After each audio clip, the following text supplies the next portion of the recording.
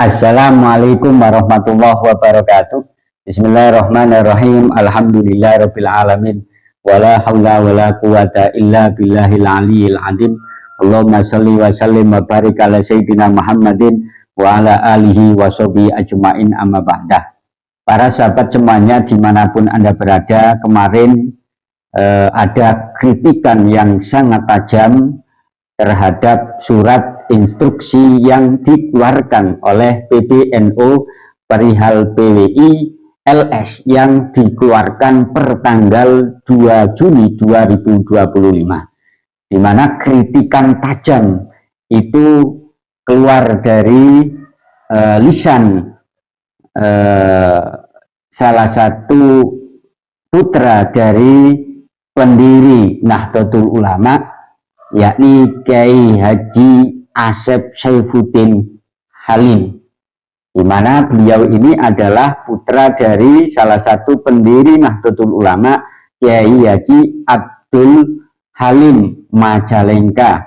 Dan Kiai Asep Saifuddin Halim ini termasuk salah satu pengurus Pergunu, bahkan ketuanya Pergunu, dan beliau ini juga ulama besar, ulama kondang di Mojokerto, dan juga beliau ini sebagai pengasuh pondok pesantren Amanatul Ummah, dan juga beliau ini juga rektor di salah satu kampus yang ada di Al-Khazini, insya Allah, ya, dimana kritikan tajam, kritikan pedas beliau Kiai Asep Saifuddin Halim terhadap surat instruksi PBNU disampaikan ketika beliau masih berada di Makkah Al-Mukarramah, masih dalam beribadah haji.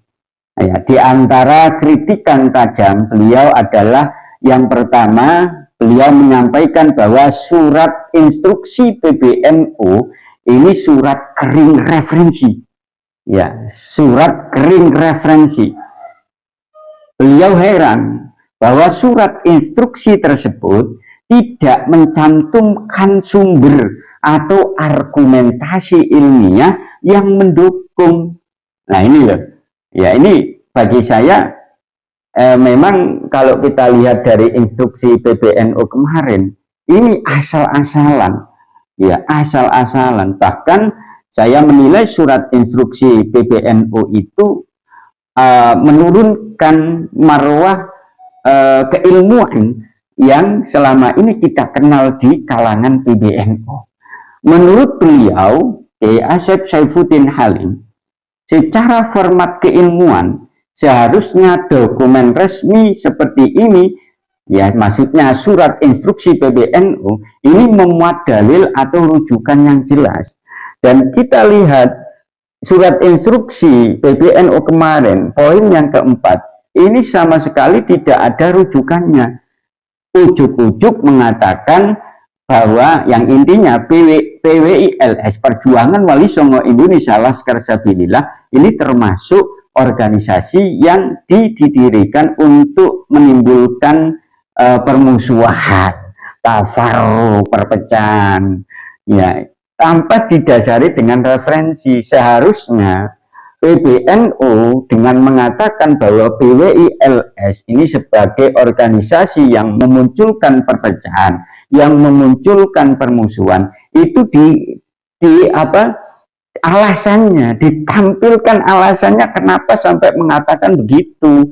Padahal kita tahu sendiri PWI LS ini didirikan untuk menjaga Nahdlatul Ulama itu sendiri, untuk menjaga marwah ulama Nahdlatul Ulama, dan bahkan berkat jasa dari PWI LS, ya, diakui atau tidak, itu sudah menyelamatkan NU, sudah menyelamatkan sejarah NU yang dikaburkan oleh Habib, ya, yang dibelokkan oleh para habaib, ya. PWI LS menyelamatkan sejarah Jatman yang dibelokkan oleh Habib dari Pekalongan itu.